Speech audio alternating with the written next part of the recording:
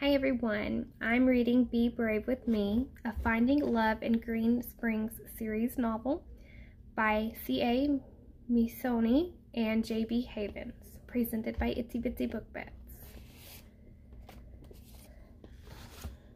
Prologue. Meg. I drive and drive, my left hand tight on the wheel, gripping and twisting, my right hand on the gear shift. The headlights of my Jeep Cherokee shine and bounce off the reflectors in the road. My thoughts are racing like spinning wheels. What have I done? Where am I going? I've left everything behind. Everyone. Not that there was all that much remaining anyway. I'd gotten rid of the house, my possessions, all of it except for his Jeep and the memories I couldn't escape. This may have been the best decision of my life, but right now, it feels like the worst. The pain is fierce, like a hand squeezing my heart. I reach down and turn up the music. The thumping bass drowns out my thoughts as I continue to drive. And I pass a sign telling me I've crossed the Mississippi state line. Chapter 1. Meg. It's dawn. The sun is making its blazing appearance behind me, blinding me. I put on my sunglasses as I pull into a small town. A sign welcomes me to Green Springs, which is not far from Tupelo. There are huge red maple trees lining both sides of the road, planted at regular intervals in neat rows like soldiers, shading the wide sidewalks. The neighborhood is full of homes with big yards, swing sets, deep shaded porches.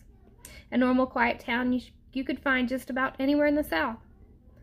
As I pass the post office and a small grocery store, I see the entrance for Brewer's Motel.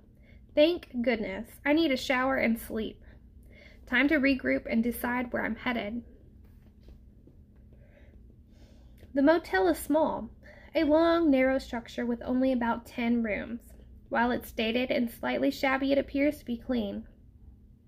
The hedges beside the faded tan building are well trimmed. The windows and their peeling frames sparkle in the early dawn light.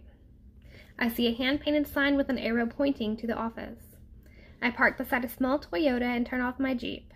I glance around the vehicle at my pitiful possessions, a purse and a handful of clothes thrown into a gym bag, the only things I have left. So few signs of my life before. I've gone back to basics. Looking in the mirror, I notice the dark circles under my eyes and my hair standing on end. While at least I look like I feel, old and broken, haggard, I try in vain to smooth my hair down so I don't look quite so much like someone who's been rubbing her head on the carpet. My long black hair, which used to be well-groomed and shiny with health, is now dull and limp. The dark circles under my normally bright green eyes make them look too large for my face. Even my skin is suffering. No longer smooth and even, it's blotchy, pale, and rough to the touch. Regular meals would probably help, but I forget about food for days at a time. Heaving a deep sigh, I grab my bags and step out into the crisp dawn air. I walk into an office that smells of lemon furniture polish, hook my glasses on the front of my shirt, and set down my meager belongings by the door. Next to the entrance is a big bay window with a bench and homemade pillows. Directly in front of me is a small counter with a bell and some brochures. No one is manning the desk, although I can hear a TV or radio playing. There are tasteful prints here and there on the walls, pictures of boats sailing on vast oceans, and even a Monet water lilies print. Not much of a theme. The pictures seem to be chosen because someone liked them and not for their decorative value. I ring the bell, and a short, older woman appears almost instantly. She has the same classic bluish-white helmet of hair all old ladies seem to have. She's wearing a dated but good quality dress that's held up well. She's very bright and cheerful with a broad, welcoming smile. Her wrinkles tell the story of a lifetime of laughter. "How can I help you, hun?" she says in a chipper voice. I frown. The sun has been up 5 seconds, and she's looking as cheerful as a bouquet of daisies. Never trust a morning person is a good policy for life. I realize I'm standing here frowning as I run an inner monologue, so I croak out a response. "A room, please." Geez, my throat is scratchy. Haven't talked in a while. When did I last have anything to drink, for that matter? How many nights, hun? She has a classic southern drawl, sweet and lilting. Just tonight, I say, as I hand over my credit card. At least I don't have to worry about money. That's the last thing I want to have to think about right now. And would you like a single or double? She smiles warmly, as if by looking at me she can see I'm broken, and wants to fix me with hugs and cookies. She seems like the cookie baking type of grandma. A single will be fine, thank you. Even if it is the ass crack of dawn, I can't be rude to the old dear. She rattles on about TV and checkout times. She's looking at me expectantly. I must have missed something. Sorry, what? I'm very tired. The woman must think I'm a total idiot. What's your name, child? I shake my head. Of course, my name, Meg. Meg Taylor, I mutter. Here you go, Meg. Room 8. It's to your right. Please enjoy your stay and do let me know if you need anything, she says kindly, handing me a key. It's old-fashioned, a real key with a heavy brass number 8 attached. I thank her again, pick up my bags, and make my way out of the office and to the right. I notice with absent-minded interest that there's a large black Chevy truck parked a few spaces from my Jeep, right in front of a room 7. Looks like I have a neighbor. I open the door to my room and am greeted by pale yellow walls and a clean smell. Besides the low hum of the air conditioning, it's quiet. The silence is a much-needed and welcome balm. It's a standard room with a few homey touches. There is a bed, desk, TV, and a lamp. The bedspread is a creamy yellow sort of color with large white flowers. Running my hand along it, I see it's soft and of good quality. There's another Monet from the Water Lilies series on the wall above the bed. I'm sensing a theme here. Looks like the owners take pride in their little motel. The small blue-tiled bathroom is straight ahead. Locking the door behind me, I toss my stuff on the bed and head for the laboratory. The 2 bright fluorescent lights show me just how awful I really look. I switch the lights back off. There are little bottles of shampoo and a tiny bar of soap. They'll do. I turn on the water and strip as it heats. I trace my fingers over the small scar low on my belly. The thin line is itchy and tight, even after so many months. Shaking loose the thoughts, I step into the hot shower and tilt my head forward to let the water pour down on my head and back. After my shower, I dress in a tank and shorts and collapse on the bed. I'm vaguely aware I'm hungry. Finally, I fall into a fitful sleep. My hands feel warm and sticky. I frown at the strange sensation.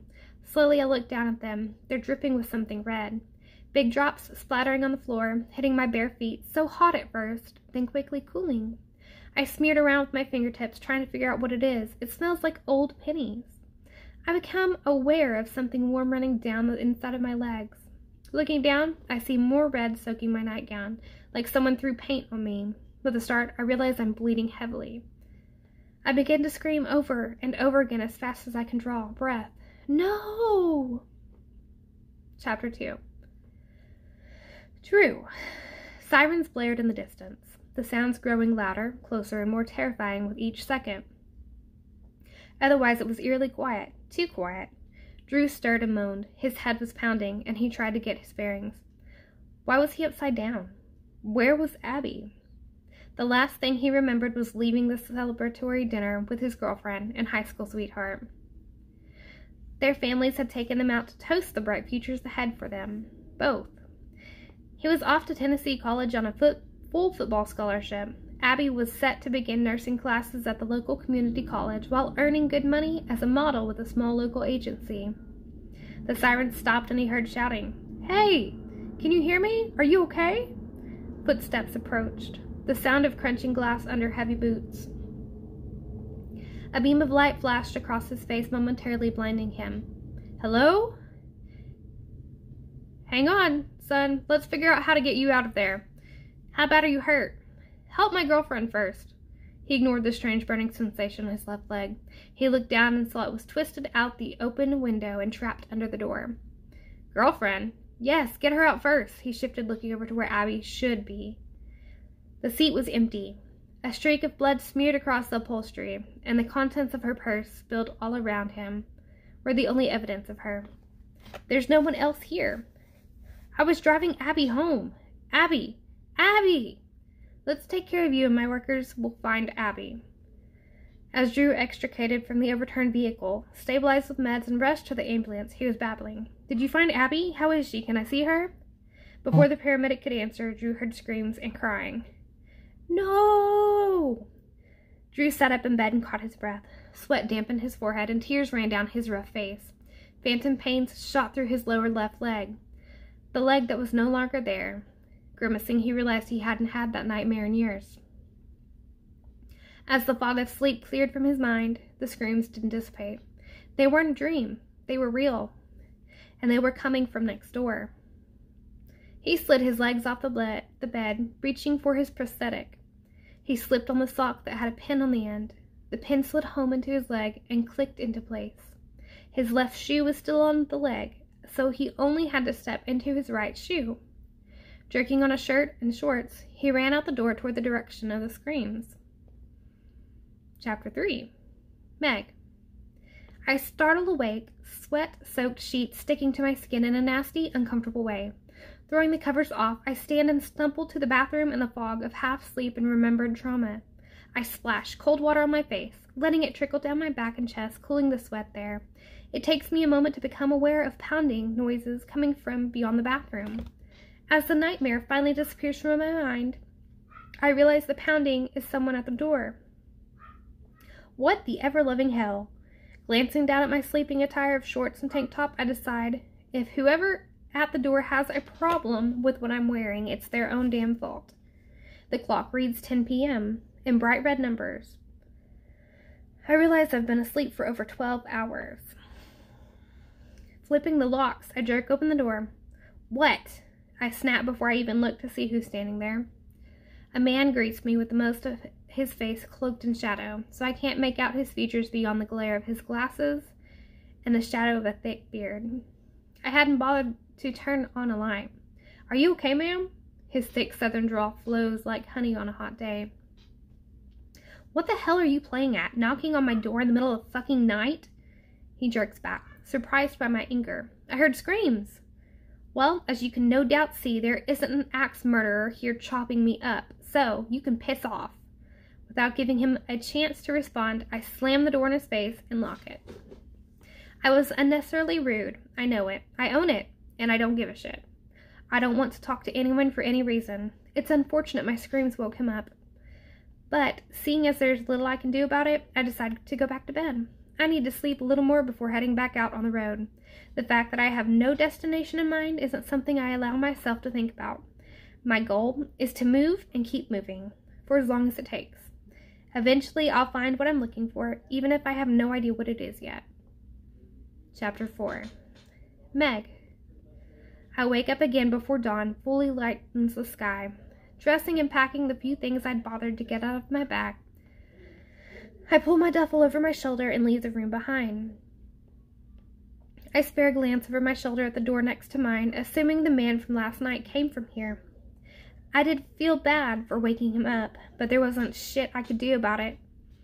What was I supposed to do? Apologize over coffee and tell him my sad life story? Not fucking likely. I head over to the office. The chill of the September morning cuts through my light sweater. The door opens as I reach for the handle, almost hitting me in the face. I jerk back, cursing under my breath. Sorry, ma'am. Looking up, I see the guy from last night. I hadn't gotten a good look at him then, but who else could it be? The glasses and the beard are a dead giveaway.